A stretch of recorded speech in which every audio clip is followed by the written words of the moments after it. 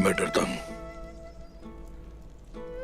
मैं दोबारा इम्तिहान में पढ़ने से डरता हूं। तुम जिससे खौफजदा हो उससे भाग नहीं सकते, खास तौर पर इम्तिहानों से नहीं।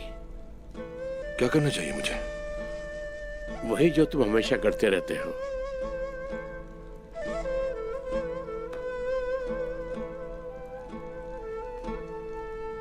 अपने दिल की बात सुनो। मौत बरहक है, लेकिन तुम्हारी जान बच गई। तुम इस तरह जिंदगी से नहीं भाग सकते। तुम टूटे हुए दिलों को जोड़ोगे। जिंदगी बहुत मुख्तसर है, दिलों को तोड़ने के लिए तो बहुत मुख्तसर है।